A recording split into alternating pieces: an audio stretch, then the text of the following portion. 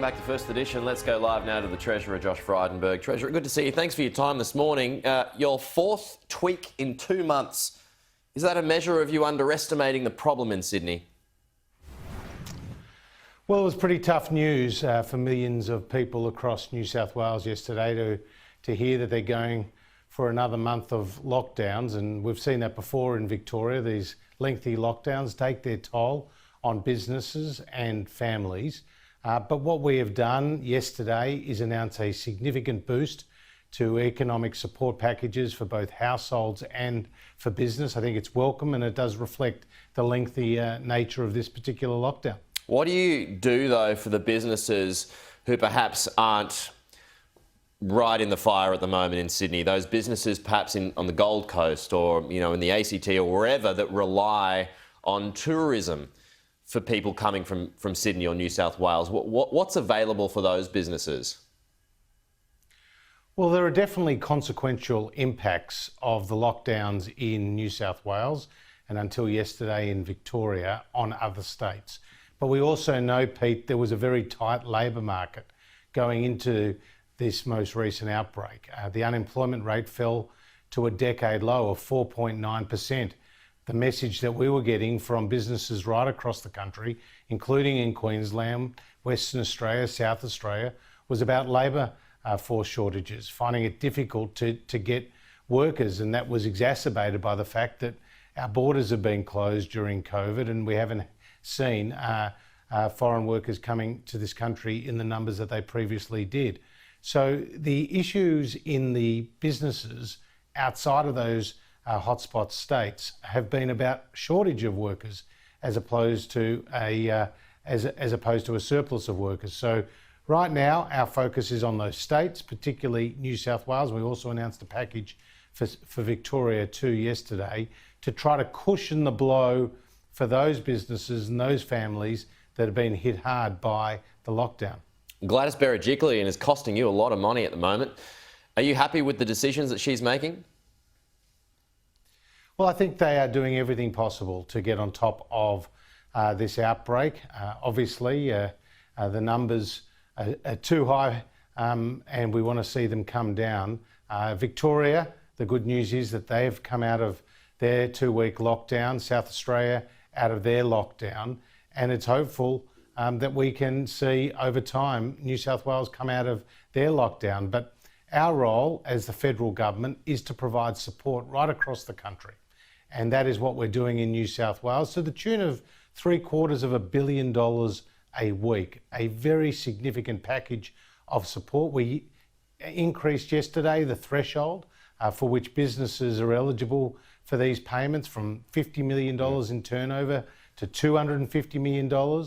We increased the amount that these businesses could receive each week from $10,000 to $100,000. And as you know, we increased the income support for households from $600 to $750 a week, or if you lose less than 20 hours of work, then from $375 we increased it to $450. And we also put an additional payment of $200 for people who are on welfare support but had also lost hours of work. Yep. So this is a substantial package of economic support designed to cushion the blow for the difficult weeks ahead. There's going to be more blows to come, though. I mean, 4 weeks of a lockdown extension here, it may well be ambitious. It could be much longer than that. The Prime Minister saying yesterday that there could well be lockdowns right up until Christmas.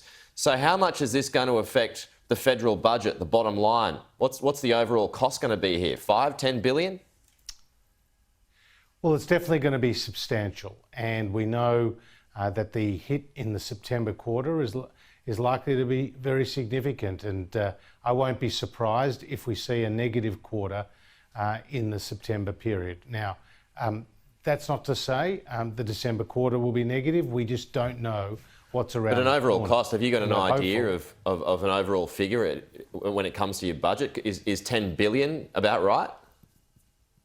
Well, Treasury's estimate is that the lockdowns in Victoria, New South Wales and South Australia were costing about $300 million a day, so just over $2 billion a week. That was Treasury's estimate. Now South Australia and Victoria are out of lockdown. That number will come down, but New South Wales is our largest economy. It's vitally important as part of our national economic engine, and we want to see the people of New South Wales come out of lockdown, and there's only one way to do that, and that's to follow the medical advice to suppress this outbreak, to contact, test and trace. And of course, vaccination is our ticket out of this crisis. Yeah. Well, the medical advice, though, hasn't been higher numbers. The medical advice hasn't been exactly right all along by somewhat contributing to vaccine hesitancy. Well, that's why the most recent medical advice from ATAGI, where they strongly recommend people to take the AstraZeneca vaccine rather than waiting for alternative vaccines. Obviously, you've got to go and see a doctor in certain circumstances as well. But that change in the medical advice from ATAGI now aligns, Pete, with the situation on the ground. And I think that's a positive step forward. Hey, now that while New South Wales and Sydney in particular is still in the grips of a lockdown that may well be extended, as I said, beyond four more weeks, Victoria has been in and out of a lockdown. So is that the new standard? Are they now doing it best? Is Daniel Andrews now doing it best? Well, we welcome the fact that they come out of lockdown and also that they were able to get on top of this outbreak over the course of the 2-week lockdown. That being said, Victoria's had 5 lockdowns, more than any other state, and Victorians have spent more than 200 days in lockdown, and that's been very difficult on businesses, on families, on school students who have been out of the classroom. But the good news is they got on top of it and they acted early, and that's welcome. But we don't know what's around the corner. And we do know, though, that Delta is more contagious, more dangerous than previous variants. And that's why I think you'll see in the future shorter, sharper lockdowns as the new default position for state governments rather than waiting. Have you buried the hatchet with Daniel Andrews at all? Well, my name was on a press release with him and the Prime Minister and the Victorian Treasurer yesterday, so that's certainly what does that mean? Are you development. guys speaking to each other or what?